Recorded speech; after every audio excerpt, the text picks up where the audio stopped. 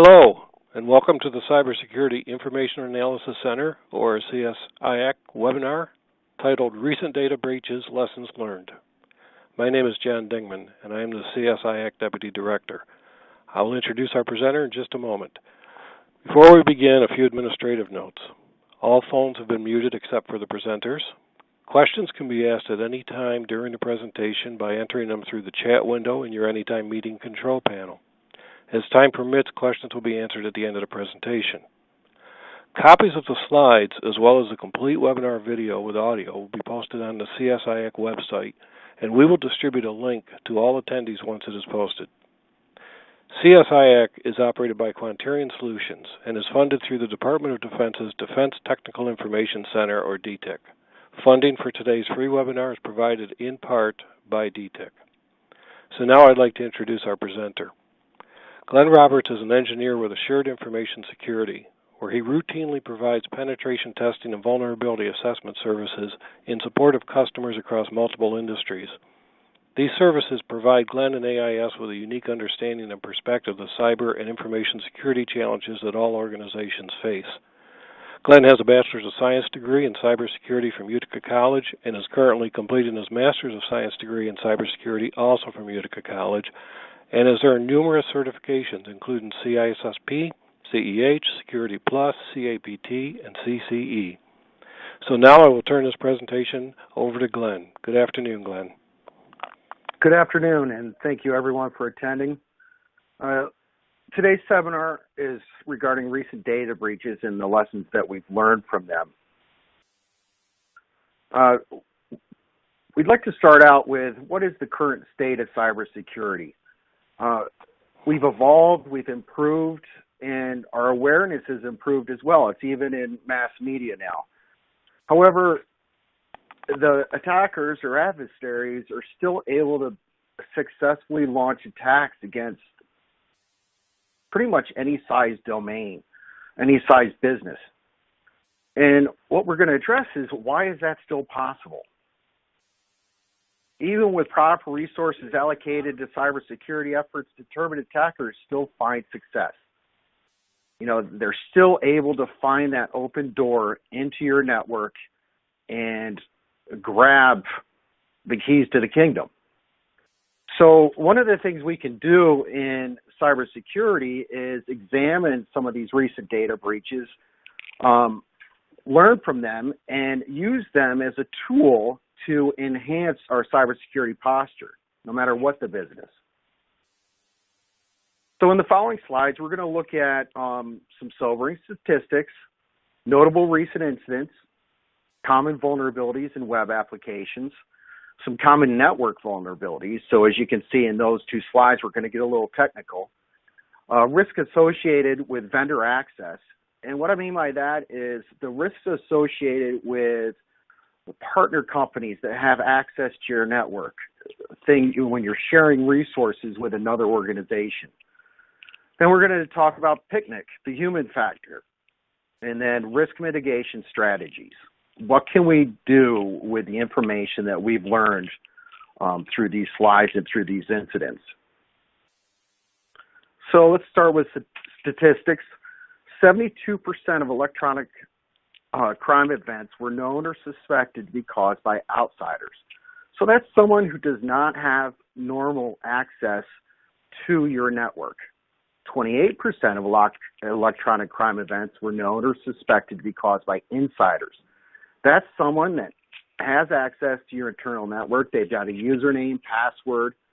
They've got restricted rights, full rights, what have you, on your domain. We got a nice little pie graph to give you a visual representation of that. So inherently, you would think that insiders wouldn't have so much, but if you look at that pie chart, that's a pretty good chunk of electronic crime events.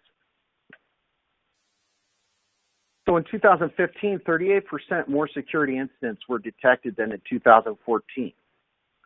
Does that mean that in cybersecurity, that we haven't been able to keep up with attackers or threats?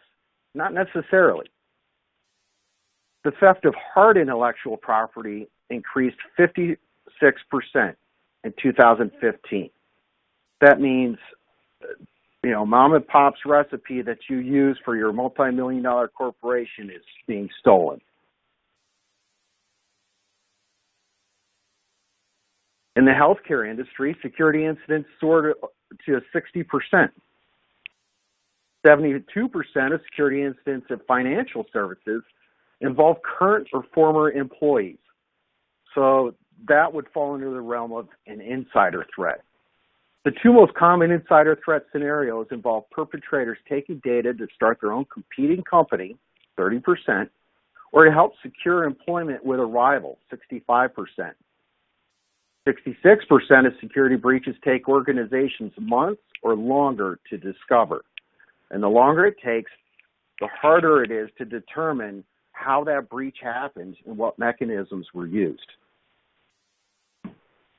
So some notable recent incidents, and I'm sure everybody's heard of these on the news, on different web feeds and so forth. The United States Office of Personnel Management, also known as OPM, Excellus, Bluecross, Blueshield, Experian and T-Mobile, TalkTalk, and Scottrade.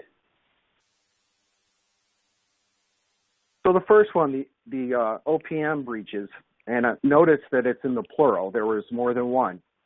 In June 2015, OPM reported 4.2 million social security numbers were compromised. In July, the next month, they reported 21 million social security numbers were compromised in a separate incident. So now we're at over 25 million.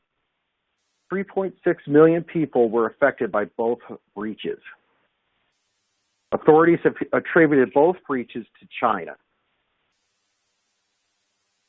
So let's look at the breakdown of the attack. What actually happened? Well, back in November 2013, attackers gained access to OPM's network, and they stole manuals detailing OPM's IT assets.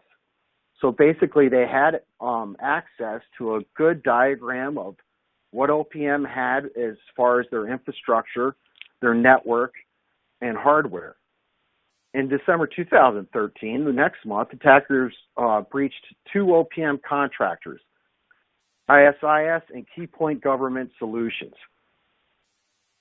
In June 2015, OPM acknowledged that attackers used credentials from compromised Keypoint user account credentials to gain access to the OPM network and steal data. So this is a good example of how we need to be cognizant of the access that different contractors or partners have to our networks. So let's move over to the Excellus Bluecross Blueshield breach. Right around the similar time, September 2015, Excellus reported that attackers had accessed its IT system for more than a year and a half without detection. Analysts believed stolen user credentials were used to gain access to the network, and long-term access was gained. 10 million consumers were affected by the breach. So we're not talking a small breach here with small amounts of information. We're talking about users, 10 million people were affected. So then we can jump over to the Experian or T-Mobile breach. October 2015. Experian reported that attackers gained access to personal data of 15 million customers who applied for credit through T-Mobile. So T-Mobile reported that one of its vendors, Decisioning Solutions, had been compromised.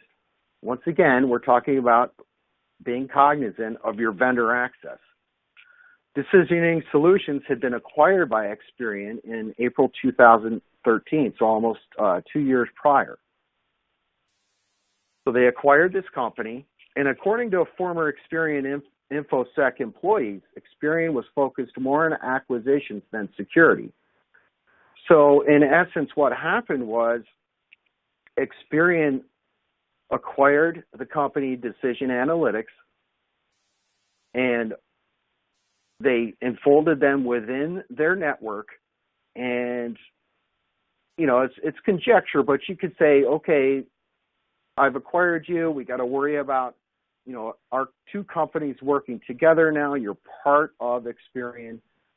Will work on your InfoSec structure, your status later on down the road. And it came back to bite them.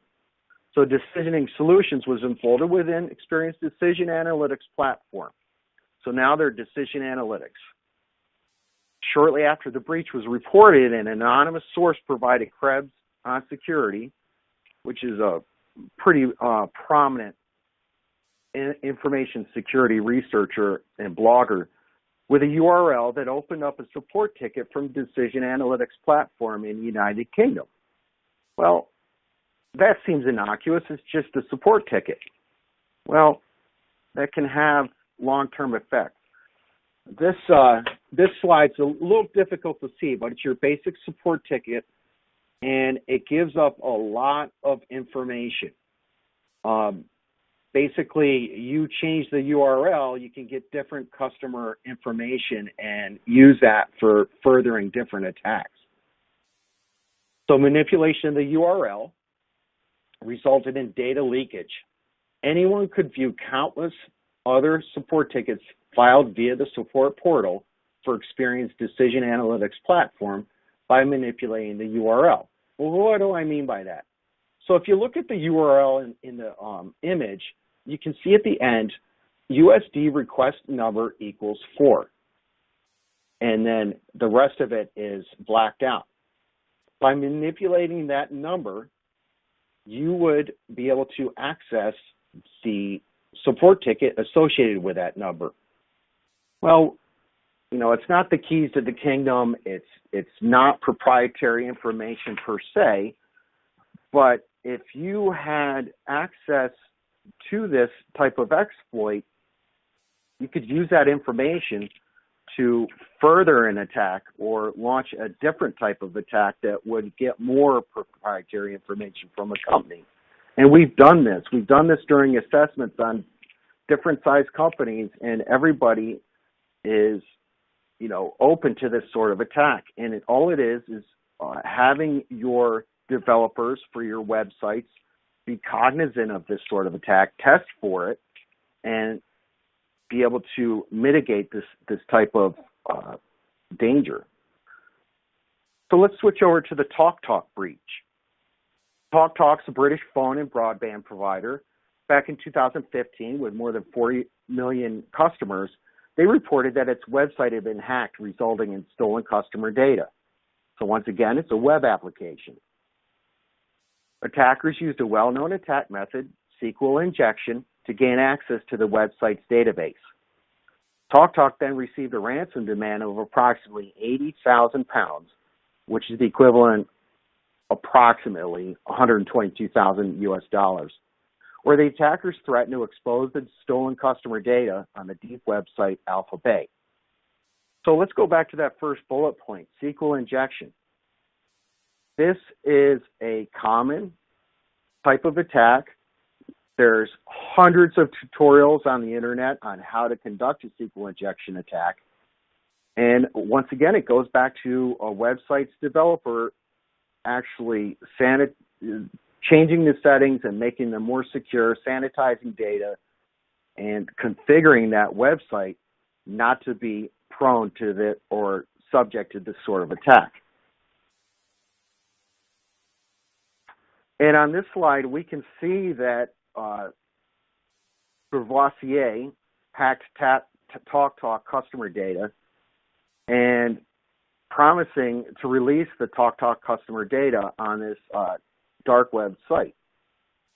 So once they grab your information, they can sell it. They can use it for ransom. They can use it to gain further footholds into your network.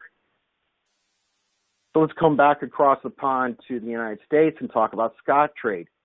Same time, October 2015.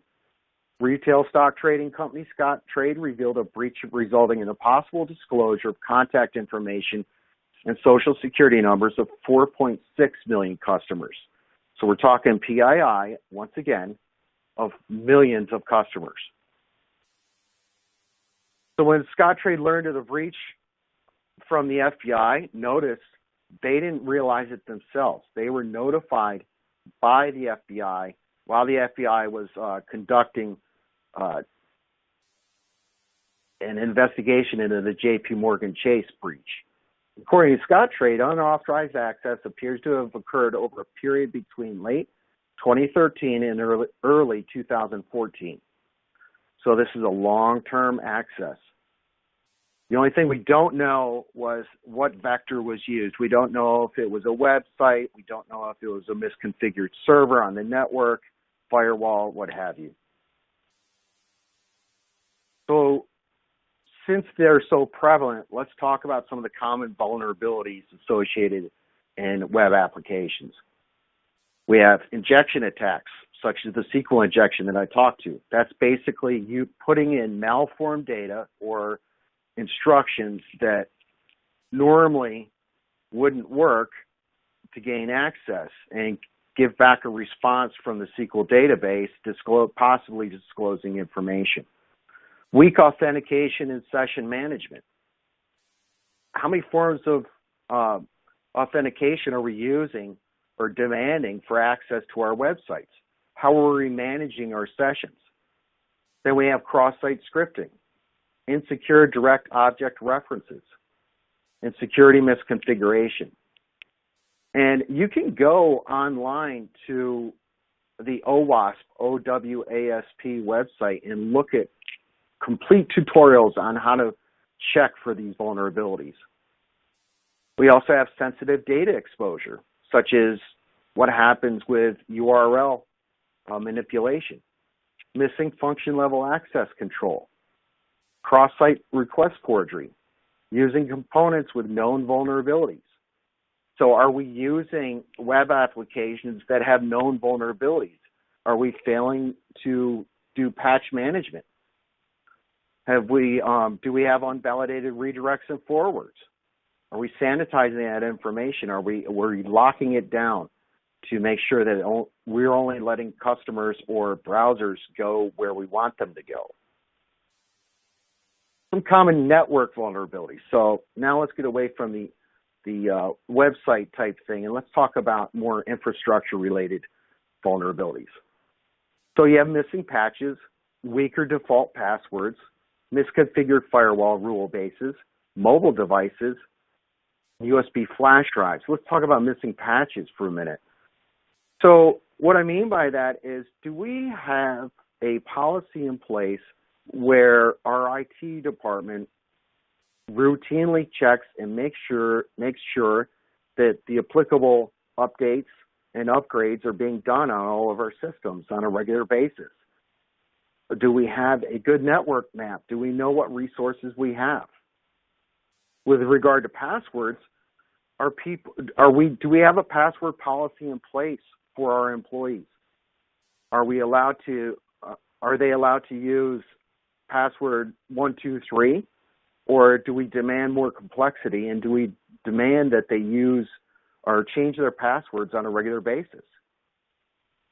Are they using the default password for our different applications? Once we install an application on a server, are we changing them from the default? Then we have misconfigured firewall rule bases. Are we aware of what traffic's coming in and out of our organization?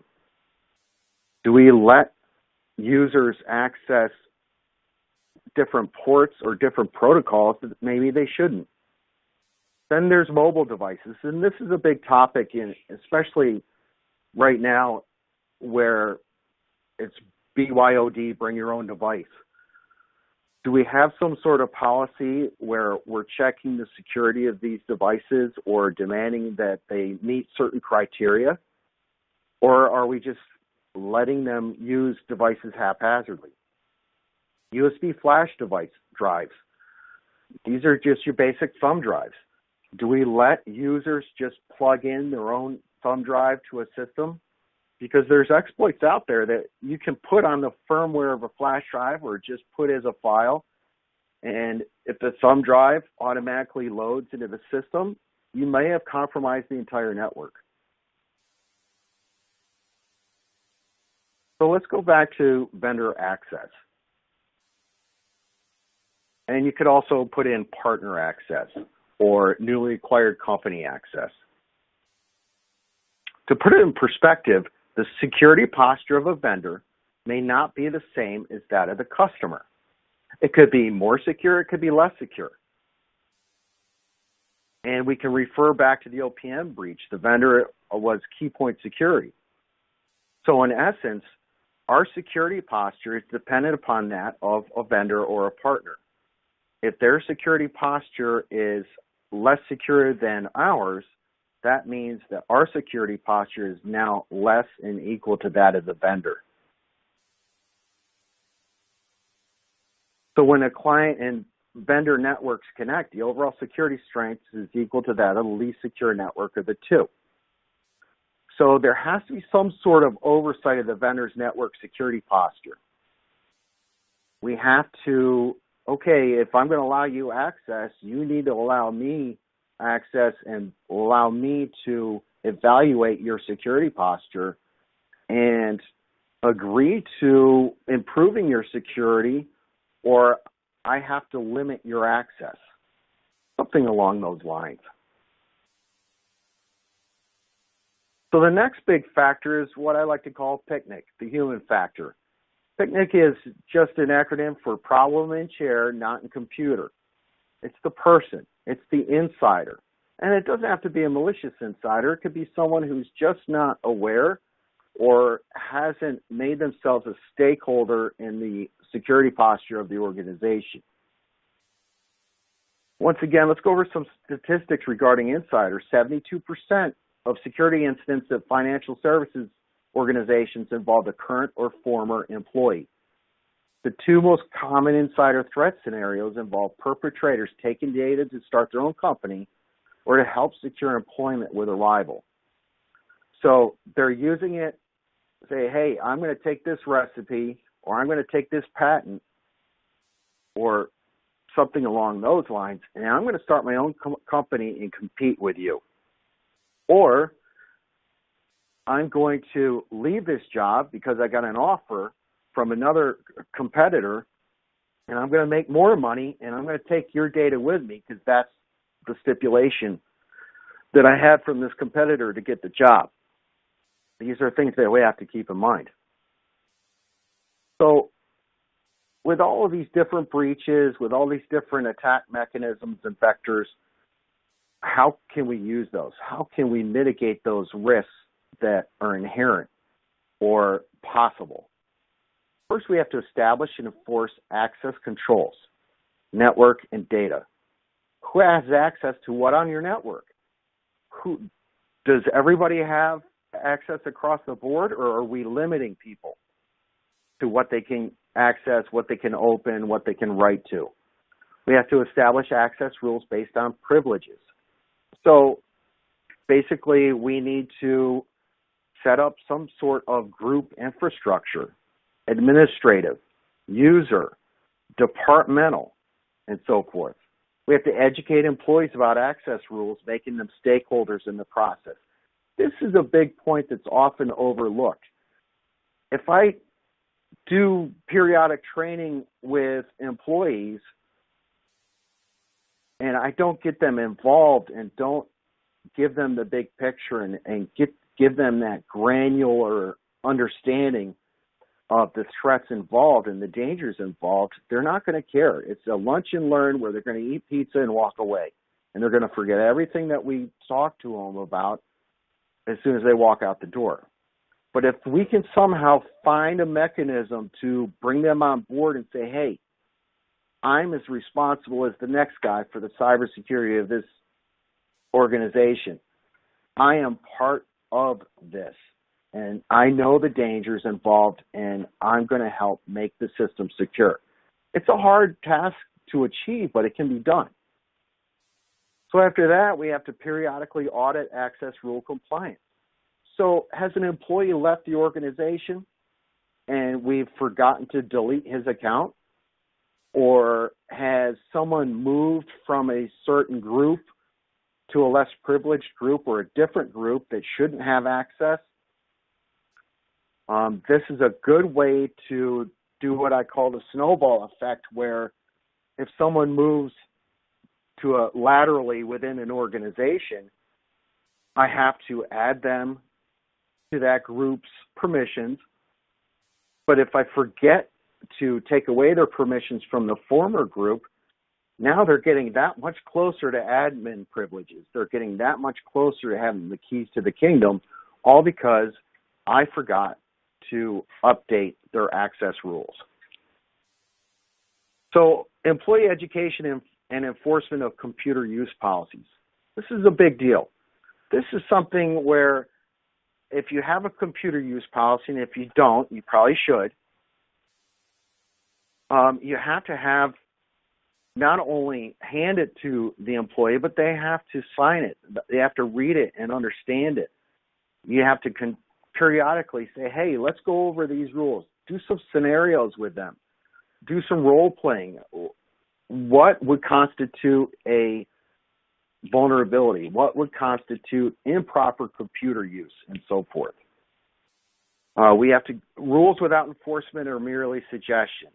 I'm not saying that you have to be crazy about this stuff. You have to get in there and say, hey, if you break the computer use policy in such and such a manner, you're subject to discipline and or dismissal, whatever your policies are. You can't just say, oh, well, live and learn, make sure you don't do it again. People don't learn from that, unfortunately. And, of course, this is all inherent, basically dependent upon the type of intellectual property, type of data that you're protecting on the network. In addition to all of those things, we have to conduct periodic vulnerability assessments. Vulnerability assessments illustrate potential weaknesses on the system. What is a vulnerability assessment? You have, basically, it's to test the network and assets to see, are they vulnerable to known risks, known attack vectors? Do they fall under that category? And that's going to help. Not only will that help us know what we have to work on as far as cybersecurity, they enhance your architectural reviews. Hey, you may have added a system here in the IT department that wasn't documented, but we did a vulnerability assessment and that IP address showed up. Hey, we need to update our network map. They also help engaging the effectiveness of patch management programs.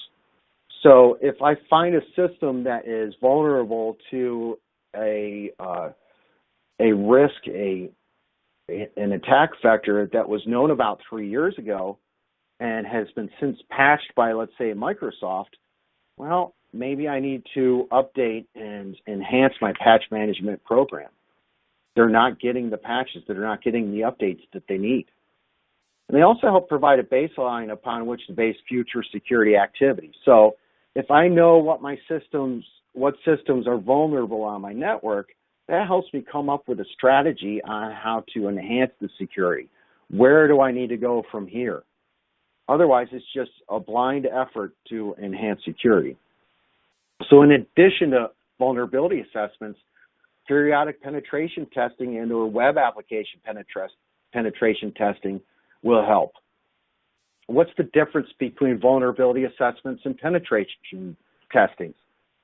Well, a vulnerability assessment will show you where the potential vectors of attack are. A penetration test will allow you to find out which of those vulnerabilities are actually can be exploited and allow an attacker access. You may have vulnerabilities, but there's no publicly available exploits to give an attacker access to your system.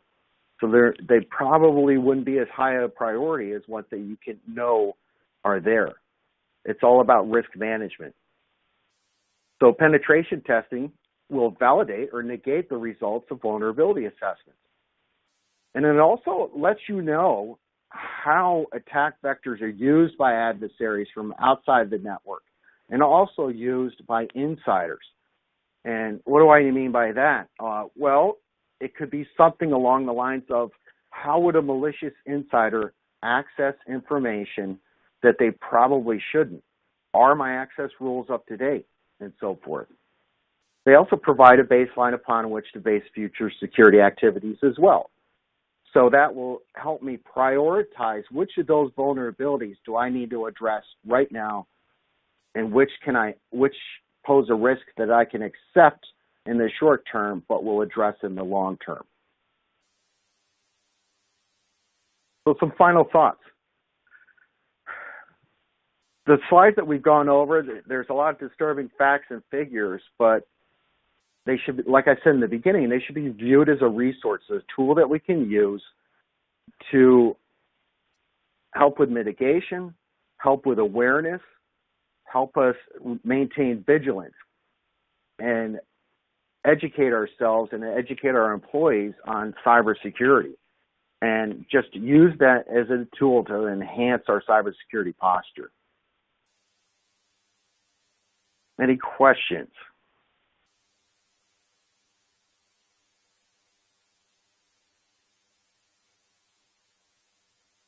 Glenn, thank you very much. That was very interesting. We do have a couple of questions. One of these is, are you able to or prepared to discuss anything about software assurance tools that are available, specifically in categories such as static or dynamic source analysis or web scanners, tools like that? There's lots of tools out there that are publicly available, but the majority of them are not freeware.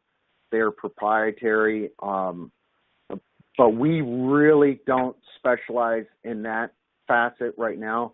This is more along the lines, well, software assurance, that's more in the developmental stage, and it can be done. It's just, that's a pretty in-depth discussion. That's a whole different slide presentation. And one other question is, most of what you're talking about are large businesses. Does this apply to small businesses, and what can small businesses do given limited resources? Excellent question. Yes, these types of attack vectors are applicable to small businesses. IT is IT. We're all using the same sort of thing. These breaches that we talked about today are, of course, on the grand scale, but here at AIS, we've had engagements or vulnerability or penetration testing engagements where we've come across the same vulnerability: SQL injection, URL manipulation, information disclosure, poor access rules. It's just these organizations that we talked about today are huge. But if we scale them down in a more microcosmic perspective, it's the same type of thing. It's the same type of infrastructure. Everybody's got a router. Everybody's got a firewall. Everybody's got different workstations within the network. We've all got these different things, but with the same type of expectations regarding cybersecurity. And the cost associated with cybersecurity, of course, will expand based on the size of the network. Did I address that question? I think you did. Okay. We have one other, not a question, but a comment. Charles makes the comment that software assurance is actually throughout the life cycle, not just in the development and test and planning phases. Oh, absolutely. We've seen a nice trend over the past years where in the beginning with software development, security was an afterthought.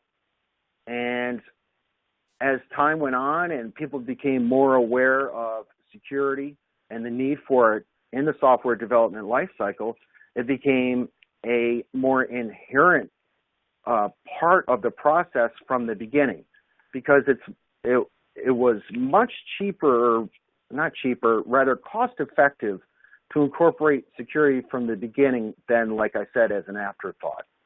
So good point. Thanks. And one other. When dealing with cloud-based tools where IT is shared with the cloud provider and enterprise, what approaches would you recommend to secure data and access? Well, you would basically follow the same procedures. If you use cloud-based tools, cloud-based servers and whatnot, you can still do penetration testing, vulnerability assessments on those assets. And you would still use the same sort of, let's say, cybersecurity principles. It's just more virtual than it is physical. You don't have that server in front of you, but the same sort of infrastructure is there. And one other question. When you mentioned that some of these breaches are traced to China, does that mean that the breach is initiated in the country, or is there an implication the Chinese government is behind these? That's a good question. From the research that I've done on some of those breaches, it was China, and they alluded to a state-sponsored activity, which means the government had a hand in it, but concrete attribution was not made. So I can't say yes or no to that question. And a follow-up on that, if it was the country, if it was the Chinese government, what would they want this data for? Well, the one thing I've noticed in a lot of breaches that originated from China, it wasn't just because when we think of a state-sponsored attack, you think, okay, it's government, so we extrapolate to, okay, it's probably military, defense sort of activity. No. China wants to enhance its economic status as well worldwide in the global view. So they can use proprietary data to, enhance their industry. And we have one other point, again from Charles, in discussing the cloud applications. Perhaps you should mention the importance of ensuring that the SLAs and SAs are allocated security controls through those agreements. Yes, excellent point, Charles. So when you start these cloud-based services, you have to read the fine print. You have to make sure that these agreements that you have with that provider stipulate cybersecurity and who is responsible. That's an important part that sometimes can be overlooked. Okay, very good. Well, I believe that ends our webinar for today. I want to thank Glenn for an excellent presentation. I want to thank all of the attendees for their time, and I hope that it has proved beneficial to them. Again, we will have a complete video and audio recording of this webinar posted on our website in a few days, and we will have the slides available. We will send a notification out when those two things are available. Once again, Glenn, thank you very much. Thank you, and thank you everyone for attending.